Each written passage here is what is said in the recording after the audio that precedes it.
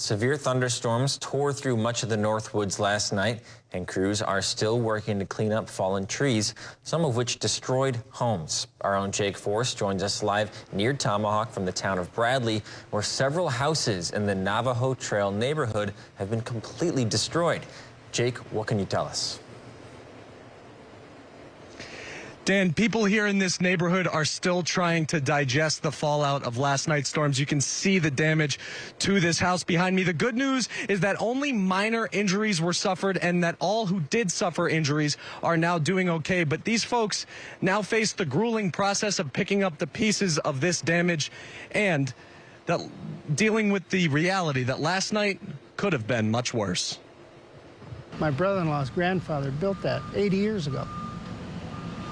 And it's gone. Robert Jepson wasn't expecting his trip from his home state of Illinois to be like this. Jepson was visiting his sister and brother-in-law at their home in Bradley when severe storms ripped through their neighborhood early Tuesday morning and destroyed their home. Ray Marvin lives just down the street and also got his home destroyed by several fallen trees. He says he woke up and opened his bedroom door and all he saw was the night sky and the pouring rain. But my wife was awake earlier because the storm woke her up. Like, it didn't wake me up until she started screaming, and I didn't know what she was screaming about. And I opened the door, and then I knew what she was screaming about.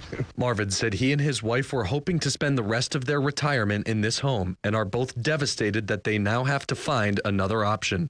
Marvin, however, added that they are lucky to be alive and unharmed.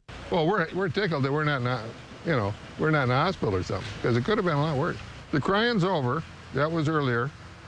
And now we're trying to look on the bright side. Jepson and his relatives were abruptly awoken by the loud thunder and rain. He said he immediately sought shelter after the windows and roof were destroyed by a tree that fell through the house, then waited for help to arrive and pull him out of the window. It was terrifying.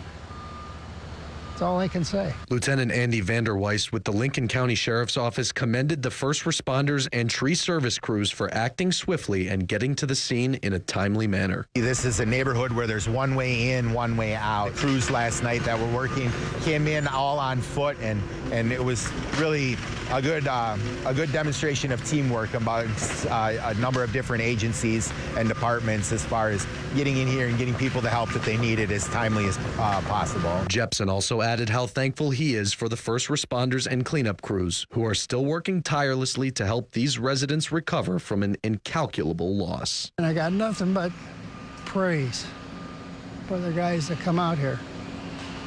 Did a good job.